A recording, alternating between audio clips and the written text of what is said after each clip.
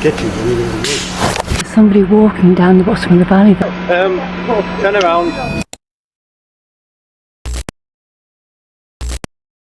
Take me back to old Yazoo. Everything up here is new. I can't stand it, just must land it. Leslie Mansfield, an outdoor enthusiast, uploaded this video on February 2nd, 2025, sharing her experience attempting to camp alone in an unfamiliar location. But the peaceful night under the stars quickly turned into an unsettling encounter, forcing her to abandon her campsite and retreat to safety. Leslie arrived at the site later than expected, with dusk already setting in. As she parked her car in a remote area and made her way towards her camping spot, she noticed a few warning signs about diseased trees being removed. This meant the area was largely deserted, aside from the possibility of other wanderers who ignored the caution tape, just like she had. Bridleway diversion route. Well, I'm not on a horse, so am I allowed?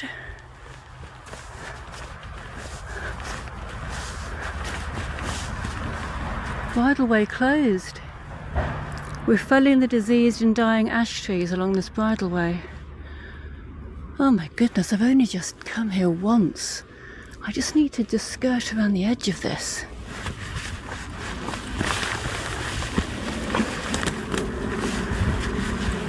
Great.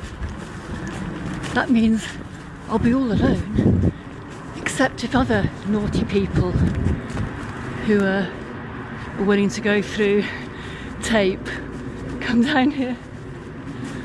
Oh. Despite the eerie quiet, she continued her journey, setting up camp in a secluded spot with a view of the valley below. She quickly became aware of how isolated she was. The nearest house was about 500 meters away, and the night sky stretched vast and empty above her. The solitude, while peaceful at first, soon took on a more unsettling tone when she spotted a figure walking in the valley below, their torchlight cutting through the darkness.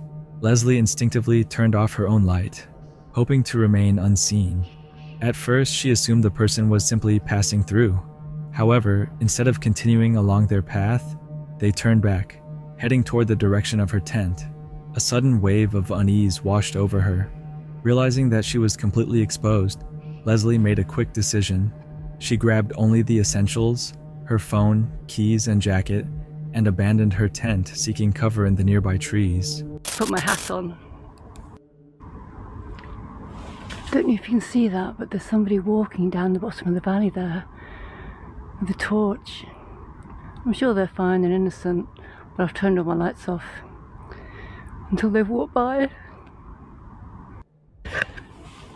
That person with the torch going along, I was about to set the camera up and I was about to say, oh, I'm on a hilltop and I can see they're about to leave the valley, so that's good.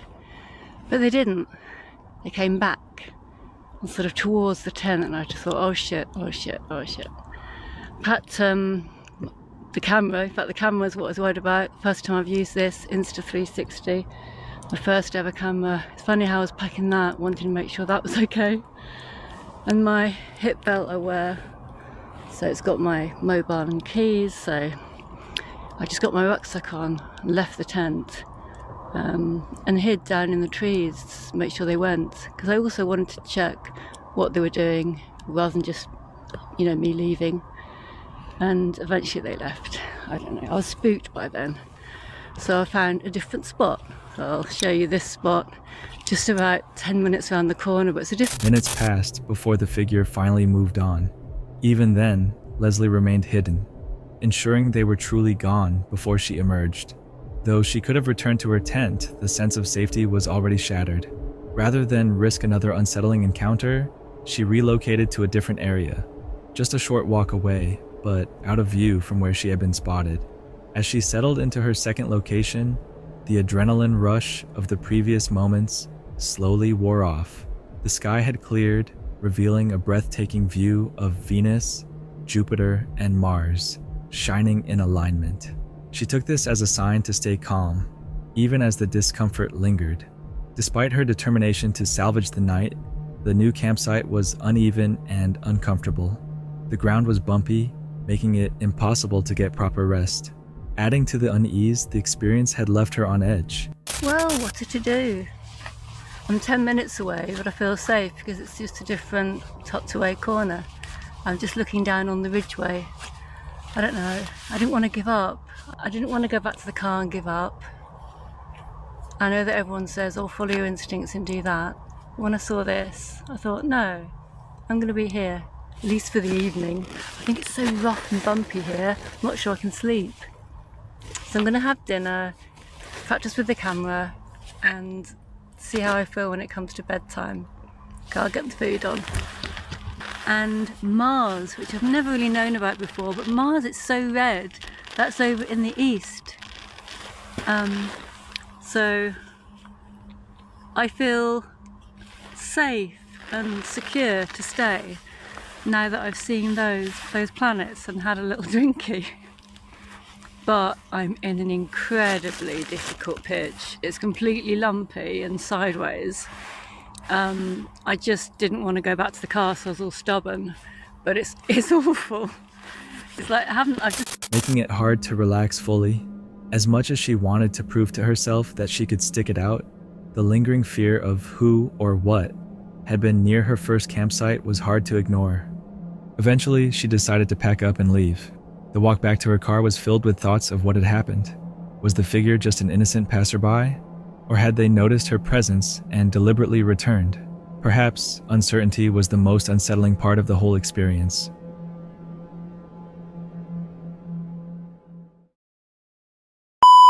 Before moving forward, I'll really appreciate if you would take some time to subscribe to the channel and join this amazing community. About 95% of you guys aren't subscribed. It's free, plus I got a surprise for you all once we reach 50,000 subscribers. Now, back to the video. On January 24th, 2023, Zach and Allie, a couple living the van life, found themselves in an unimaginable nightmare.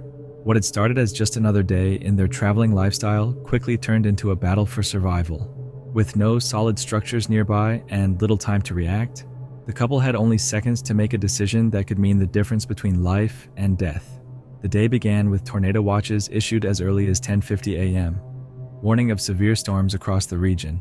Although Zach and Allie were aware of the weather conditions, meteorologists initially predicted that the worst of the storm would pass them by. However, as the hours passed, it became clear that the forecast had drastically changed. By 1 p.m., the warnings grew more urgent. A massive line of storms stretching over 80 miles was heading directly toward them. Zach and Allie closely monitored the radar, watching in growing fear as the storm system strengthened. Soon, they found themselves in the path of a confirmed strong and dangerous tornado. The tornado watch remains in effect until 6 p.m. Central Standard Time for southwestern Louisiana and southeastern Texas. Having a panic attack. Protection moved to an interior room on the lowest floor of a building. You're just gonna follow me if something goes wrong, right? Yeah? Seriously, babe. I'm gonna program this radio, put it on the NOAA weather, and then we can send it over to the neighbor's camper. That way he has one, because he doesn't have a weather radio. Oregon, 10 miles southwest Lawbell where? Oregon? at 50 miles per hour. Is that what he just said? I have no idea. Orange. Where's that at? Here, we're in orange. We literally are in orange right now. Yeah, but there's not a storm over us. Orange is also really wide. Yeah, it's like way left western. Okay. Okay, hold on. It's getting smaller. Yeah, that's Oh, it went above us. yeah, that storm is no. The problem was they had nowhere to go. Their van was their home, but it offered zero protection against a tornado. Vehicles and mobile homes are among the most dangerous places to be during such an event. If the tornado struck them directly, the van would likely be picked up and thrown, with catastrophic consequences. Panic began to set in. They considered leaving the area, but with the tornado moving so quickly, driving would only put them at risk of getting caught in the open. Worse yet, the only road out led directly into the storm's path. With time running out, they made a split-second decision. They would abandon the van and take cover in the nearest ditch. Though not an ideal shelter, Experts often recommend ditches as last resort options during tornadoes because their low elevation reduces the risk of being lifted by strong winds. As the tornado sirens blared and the sky turned an ominous shade of green, they knew they had to move their dogs tightly, shielding them from flying objects and debris being hurled at dangerous speeds. The sheer force of the wind made staying in place a struggle, and the fear of being swept away was overwhelming. Then, just as quickly as it arrived, the tornado passed. The deafening roar faded into the distance, leaving behind an eerie silence.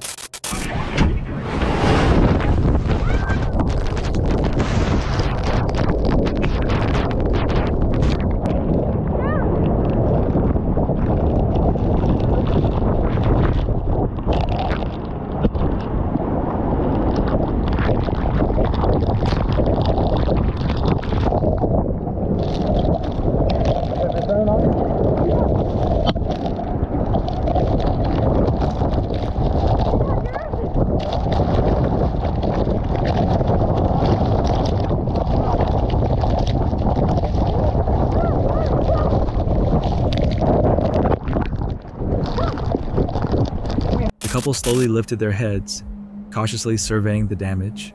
The sight before them was devastating. Trees had been ripped out of the ground, power lines were downed, and trailers and campers in their area had been flipped over and completely destroyed. Some vehicles had been tossed like toys, while others had been reduced to rubble. But somehow, miraculously, their van was untouched. It had survived the tornado with not even a scratch. They rushed back to check on their belongings, but their relief was short-lived, as they quickly realized others had not been as lucky. One person in a nearby mobile home had been killed, and multiple others had suffered serious injuries.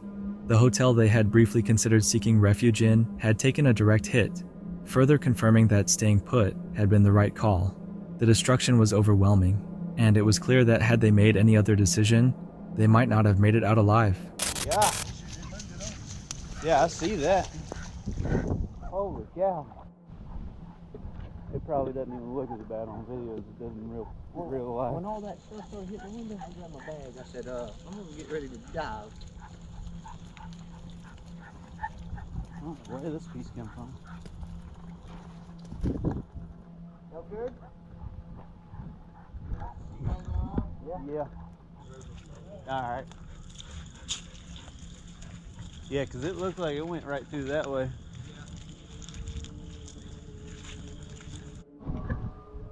You hear them sirens?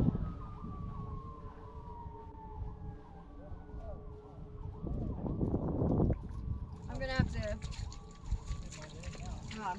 clean up a bit in here. It's a bit, there's like debris everywhere in the van right this minute. I mean, I'm just happy we didn't like tip over and go crazy, because we could have tipped over. It could have been a lot worse, but there is debris all inside the van, and we still are under a tornado watch, so I'm like really shaky. That's the worst of it though.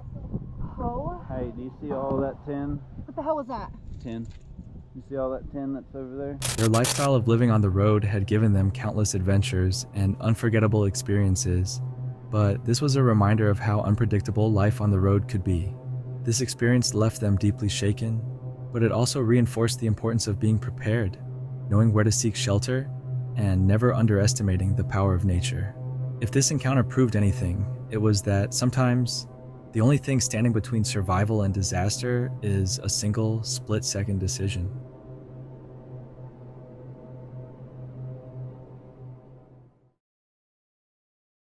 Lucas Brunel, an experienced cyclist and outdoor adventurer, set out on a bush camping trip documenting his journey through the remote wilderness of Martha's Vineyard. What started as a routine adventure of cycling, swimming, and camping quickly turned into a chilling experience when he stumbled upon something in the woods that he was never meant to see. Well, this has been amazing, staying at my parents and riding around Martha's Vineyard, and we're gonna venture out because today is Kevin's last day here. See the cliffs and some paths and some cold water swimming on a very clean beach, cleanest on the East Coast probably, up at Aquina. And we're gonna do some bush camping after that, and then in the morning we're gonna do some rock diving at another beach. So anyway, yeah, it's gonna be a cold ass night. I'm already kind of cold right now, but apparently tonight it's gonna be like 60 degrees or something, so yeah. Yeah, cold, yeah, but we're used to those temperatures and camping and all kinds of weird stuff. So anyway, let the journey begin. The day began like any other for Lucas and his friends. They spent the afternoon cycling along scenic coastal roads, swimming in crystal clear waters, and pushing their limits through rugged terrain. They had planned to explore the famous Gay Head Cliffs before heading deeper into the wilderness to set up camp for the night. The sun was already setting by the time they reached the dense forest, meaning they had little time to find the perfect camping spot. As they rode through the wooded trails, the atmosphere began to change. It wasn't something they immediately paid attention to, but in hindsight, Lucas would later say that the quietness of the forest was the first sign that something wasn't right. They eventually settled on a secluded clearing on top of a hill, believing it would provide a good vantage point and some protection from the elements. The group began setting up their tents, gathering wood, and preparing for what they expected to be a relaxing night in the wilderness. However, as Lucas wandered a bit further from the campsite, he stumbled upon something that sent chills down his spine. Hidden among the trees was a strange ritual site. Symbols were carved into the dirt, and what appeared to be burnt offerings and strange objects were scattered around. At first, he thought it might have been a prank, maybe a leftover setup from other campers looking to scare people. But the closer he looked, the more disturbing it became. The symbols weren't random. They were arranged meticulously, and some of the objects showed signs of recent activity. It was clear that whoever had done this had been here not long ago. Anyway, we could find some dry firewood. That would be kind of nice. Yeah. Wonder what your parents must think of you doing all this crazy shit. Dude, you're with me. Alright. Alright. I am not camping anymore. Dude, alright, dude. I know I said the satanic shit, but it's a joke. I'm not serious, man. Dude, I don't want to camp. I don't want to camp anymore. As he stood there, trying to process what he had just found, a faint rustling sound broke the silence. It wasn't just the wind. It was something moving through the trees. He quickly scanned the darkness, but he couldn't see anyone. That's when he heard something even more unsettling. A low, murmuring sound, almost like whispers coming from the woods. Dude, alright, dude. I know I said the satanic shit, but it's a joke. I'm not serious, man. Dude, I don't want to camp. I don't want to camp anymore. Yeah, but there's nothing we can camp. Dude. This doesn't have to, like, we can camp fine. There's nothing out here to get you. Yeah, then what was that noise, huh? Well, just take a look. Dude, you need to calm your I know this is my last night. How about take it down a notch? Dude. And we enjoy the night, you know? Yeah, enjoy the night with... You know what? Hey. Oh. Dude, Lucas. Alright, yo, chill. You're joking, right? You're joking. No, Holy, just chill. Just take it down a notch. There's nothing out here, like, to get you. I mean, you're a man. His heart pounded as he turned back toward his campsite, realizing that he might not be alone. That was all it took. The group grabbed their belongings and made a run for it, abandoning their plan to stay overnight. The idea of sleeping anywhere near that ritual site was out of the question. As they hurried back toward their bikes, they couldn't help but glance over their shoulders, half expecting to see someone, or something, following them. Once they were a safe distance away, they took a moment to catch their breath and process what had just happened. What had started as an exciting outdoor adventure had quickly turned into one of the most unnerving experiences of their lives. Some viewers believe they may have stumbled upon an actual occult gathering, while others suggest that it was just an abandoned setup left behind by thrill seekers.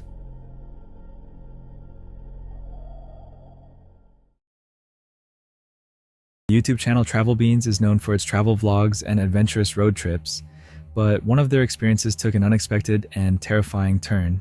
In this particular video, uploaded on March 3rd, 2024, Emma and Alex share a devastating moment that turned their dream trip into a nightmare. They had recently purchased an old but charming camper van in the United States, planning an epic road trip across the country. The van, which they lovingly named Frank, had a nostalgic 80s aesthetic and was meant to be their home on wheels for the foreseeable future. Excited about the adventure ahead, they had been preparing the van and making final adjustments before hitting the road. But what was supposed to be a simple maintenance stop turned into one of the most horrifying experiences of their lives. While parked at a rest stop, Emma was inside the camper van as Alex stood outside. Without warning, smoke began to rise from the vehicle. At first it was subtle, something that could have been a minor mechanical issue, but within seconds the smoke thickened and turned black, a clear sign that something was seriously wrong. Emma, still inside, had no idea how bad the situation was becoming. Alex immediately yelled for Emma to get out. As she stepped outside, the reality of the situation hit them. Their van had caught fire, and the flames were spreading rapidly. The old vehicle, filled with their belongings and carefully prepared for months of travel, was quickly turning into an unstoppable blaze. So at this point, I knew there was smoke, and I guess I just assumed it was coming from the engine and kind of making its way into the cab. Yeah, so I was shouting at Emma to get out of the van instantly. That image of the van being on fire and Emma inside will probably stay in my mind for a very long time. It's something that keeps getting replayed. But this is when, so I had my phone on me, so started to record. So this is maybe 10 seconds after Emma got out of the van.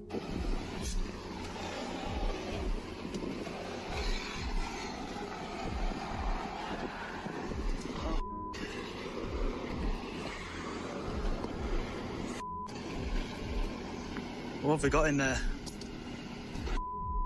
Battery in there. This man was an absolute hero. He was just there trying his hardest to put this out with his fire extinguisher, and he was just kept trying and trying, probably for way longer than he should have done, putting himself in danger, really. Like, the amount of smoke, it was terrifying. It then got to the point where he couldn't fight the fire anymore, and he just turned and ran.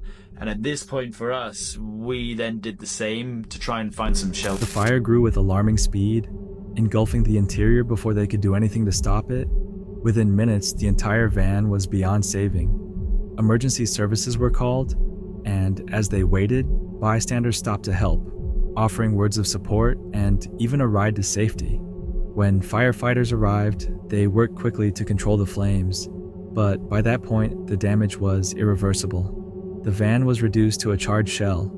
As soon as I felt that we were actually safe and far enough away from the van, I just was hit by this wave of emotion, and I just cried my eyes out. And we're safe.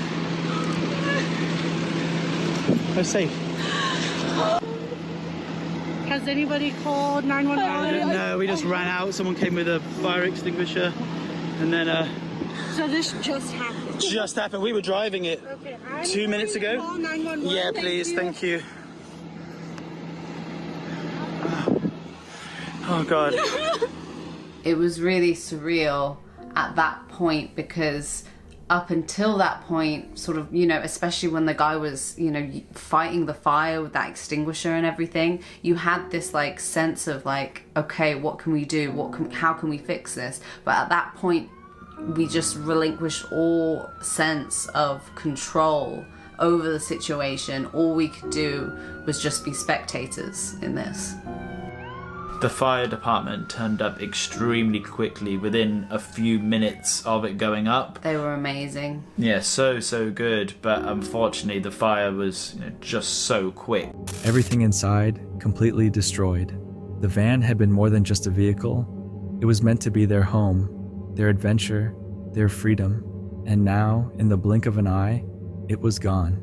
The cause of the fire remains uncertain, but Alex and Emma suspect it was an electrical issue, possibly something faulty in the old wiring. They reflected on how lucky they were. If Emma had stayed inside just a few moments longer, the outcome could have been far worse. Despite the heartbreaking loss, they expressed gratitude for the kindness of strangers and emergency responders who helped them in their moment of crisis. In the end, they acknowledged that while their dream road trip had ended before it even began, they were safe, and that was what truly mattered.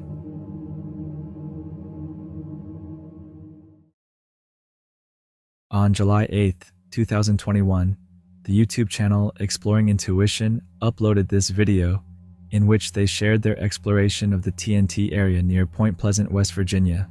This location is infamous for its connection to the Mothman legend and has been the site of numerous paranormal encounters over the years. The area, once a World War II ordnance factory, is now an overgrown wildlife preserve filled with abandoned bunkers, thick forests, and an unsettling silence. The explorers, led by the channel's creator, set out at night, hoping to document the strange occurrences reported in the area. From the moment they arrived, they felt an overwhelming sense of unease, as if they were being watched. The air was thick, filled with the scent of stagnant water and decay. As they made their way deeper into the woods, the quiet was interrupted by a deep, roaring noise coming from the distance, a sound they couldn't identify. Mothman is a frog. There's a frog right there, if you can see them, folks. Boy, you wouldn't starve to death if he was living out here, that's for sure. So this looks like it could be another entrance to a igloo, but I don't think. It's just part of a game trail that goes back there. Probably deer. It's something big. It's either a deer or a bear, so we'll just hope for deer. But a bit of it goes over on this side as well. Nah, we're good. Just saw some kind of a critter run across this up here, low to the ground. Probably a skunk. No, it wasn't a skunk. It looked like maybe, there it is right there.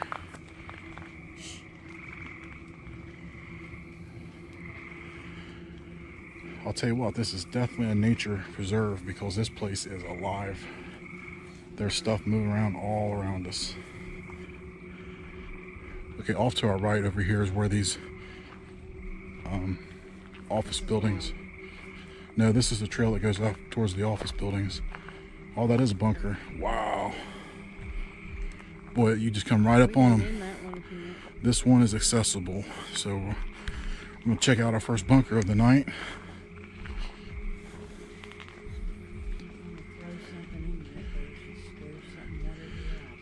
Yeah. As they reached the first of many abandoned bunkers, they cautiously peered inside.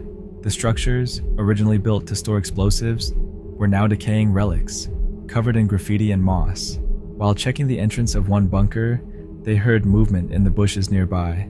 At first, they assumed it was just wildlife, possibly a deer or a raccoon. But then, something large moved through the trees. The sound of branches snapping echoed in the darkness, followed by a sudden flapping noise like the beat of massive wings. They immediately stopped in their tracks, scanning the treetops with their flashlights. The eerie sound was reminiscent of past reports from those claiming to have seen Mothman, a creature described as having red, glowing eyes and enormous wings. As they pressed on, they noticed strange lights flickering deep in the forest.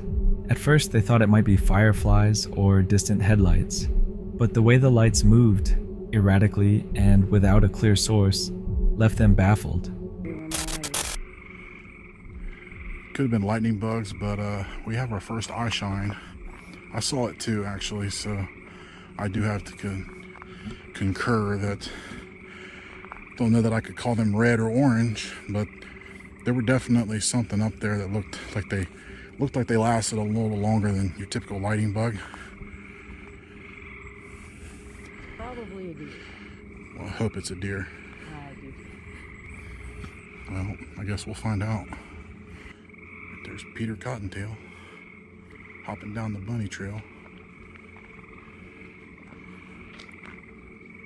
I'm seeing him out. He is not afraid of us at all. Well, There he goes off into the woods. He probably didn't want to jump into those weeds up there. Well, seeing him out like that means there's no predators out. That is true.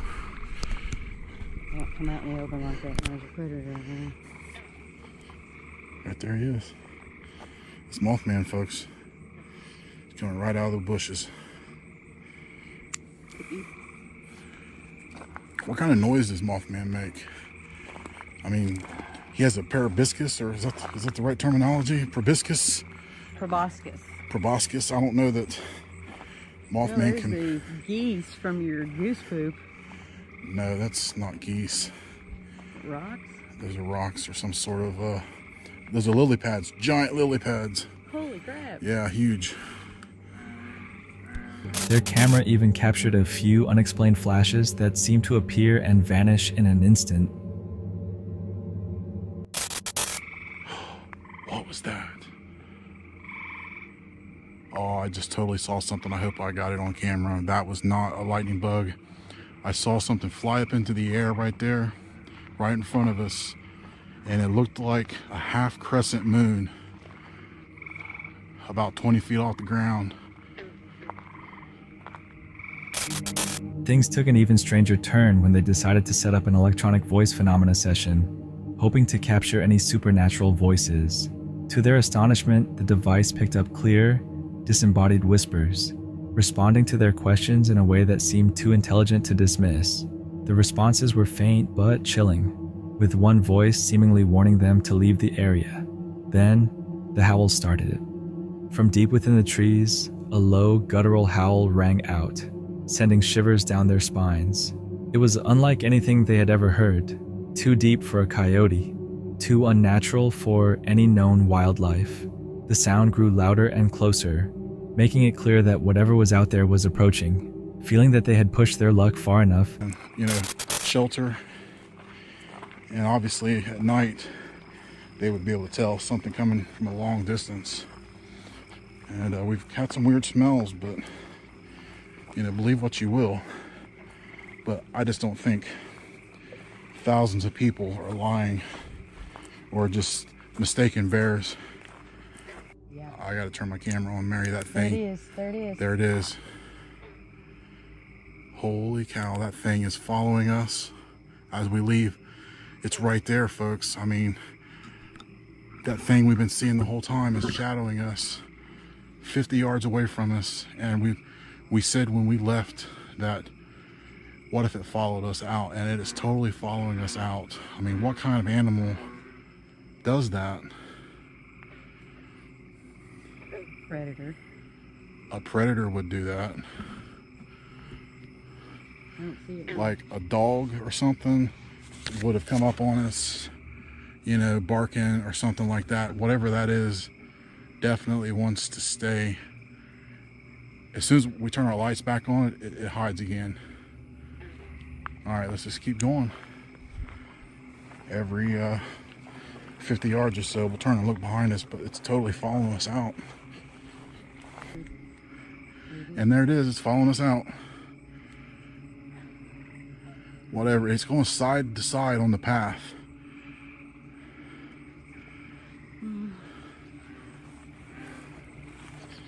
The team decided it was time to leave the area.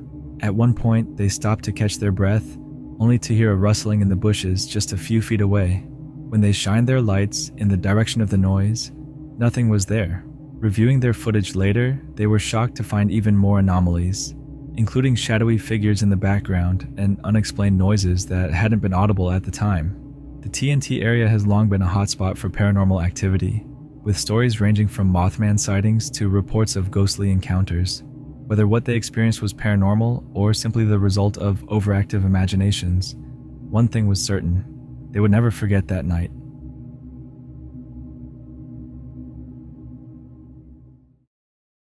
Uploaded on YouTube just a few weeks ago in the month of February, an outdoor enthusiast set out for a solo camping trip, thinking it would provide a peaceful night away from civilization. With his bivvy tent set up and his gear organized, he settled in for what he assumed would be a quiet night in the wild. However, as the night unfolded, he found himself in an unexpected and unsettling situation. As darkness fell, he focused on preparing his meal. He cooked some bacon and eggs over his small camping stove, enjoying the solitude that came with being alone in nature. Did you hear that? That was an owl. Hopefully we're going to hear some owls tonight. That was cool. Wonder where it is. Don't know why I didn't spot this before. There was a little tree stump I should have used, and I'm using that now. And it's actually balancing a lot better with it being on top of the tree stump, so I'm using it here now. So that's sizzling away now.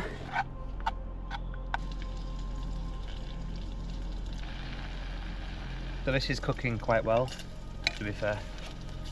It's browning up a little bit. Smells good. Almost there with this one.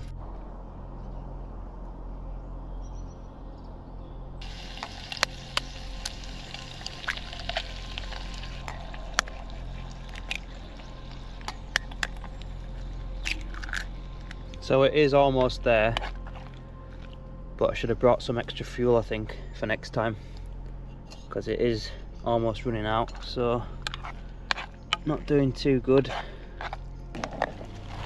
Look at this. So this is my food tonight. It doesn't look very appetizing. It's just scrambled egg and bacon. After finishing his meal, he decided to test how dark it truly was in the area. Using only a lantern, he took a short walk around his campsite. The dim light illuminated tall tree silhouettes, casting eerie shadows around him. While the experience was unsettling, he reassured himself that there was nothing out there, just the quiet isolation of the forest. Eventually, he crawled into his bivvy tent, zipping it up tightly to settle in for the night. The forest seemed still, and for a while, everything was normal. However, that false sense of security was short-lived. A bright light suddenly shone through his tent fabric. Voices echoed through the trees, breaking the silence of the night. A group of young men had wandered into the area, their flashlights scanning the surroundings, including his tent. He lay still, trying to assess the situation. As the group got closer, he could hear them talking. They didn't appear to be aggressive, but their presence was alarming nonetheless. They stopped near an old circular brick structure not far from his tent. After a few moments, one of them apologized, as if realizing they had disturbed someone. Then, just as suddenly as they had arrived, they moved on, their voices fading into the night. Turn around, there's somebody sleeping in the tent behind there. No, there's a tent right there, bro.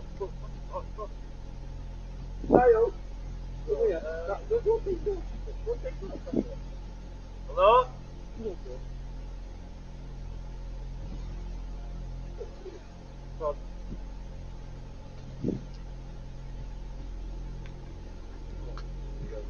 I told you it was bumping this way. Oh, it's come here, boys, together. Yeah, but I don't want the guy to feel threatened at all, do you know what I mean?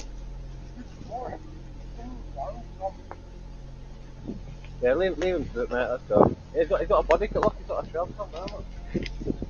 What do you mean? A trail cam? Look on the tree, that's a you're right. Oh, sorry, mate. We just stumbled across you, mate, hi, man. No, it's alright, no worries. You doing okay though? Tell you what, if you go down that way, there's like a bit of a ditch. Is there? Yeah. Like a bit of a crater. Just keep going, just like Even though the group was gone, the encounter left him feeling uneasy. His once safe campsite now felt exposed. He lay awake for hours, listening carefully for any signs of movement. To make things worse, condensation started forming inside his bivvy tent. Water droplets built up on the ceiling, occasionally dripping onto his sleeping bag. The dampness made it difficult to get comfortable, and combined with the lingering unease from earlier, he barely slept at all. By morning, the night's tension had faded, replaced by the usual sounds of chirping birds and rustling leaves.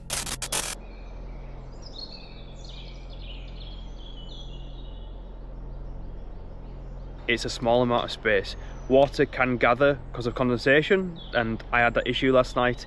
And with it being a trespass tent as well, I've read reviews online, and apparently it's really bad for getting like loads of condensation on top of the walls and on the sides of the tent, so on the ceiling of the tent. So it's not the best tent, I'd say. I mean, and I just get soaked. I can already feel it now, like on my hands, just like water, like condensation. It's not good. It's quite an uncomfortable feeling, to be fair. But what a beautiful morning it is. Got the birds chirping. I could hear owls last night. I saw an owl last night, which was really cool. That was awesome. And also, to be honest, the lads were fine. They were very apologetic, when they came through, and I don't think they had any bad intentions, and they were sorry that they disturbed me. So I don't think they were bad people. I think they were just trying to find somewhere fun. They're probably young lads in their early 20s, just trying to have a bit of fun in the woods at 11 in the night. Yeah, we all have our hobbies, I guess. He stepped out of his tent. Looking around, there was no sign of the group from the night before. It was as if nothing had happened at all. He concluded that the group had no bad intentions. They were likely just thrill seekers exploring the woods at night, unaware that a camper was nearby. But the fear of the unknown, the uncertainty of who they were and what they were doing, had made the experience far more disturbing than it should have been. Had the group been less friendly or had worse intentions, the situation could have ended very differently. Would he camp alone again? Absolutely. But next time, he'd be even more prepared for the unknown. And with that, I'll take your leave. Thanks for watching till the very last. Please let me know your thoughts on the video and how you think we can make our videos better. Because at the end of the day, you're the ones who we make these videos for, and your opinion is what truly matters to us. Also, don't forget to like and subscribe, and also check out more disturbing videos, which will be on your screen in about 3 seconds. I'm out.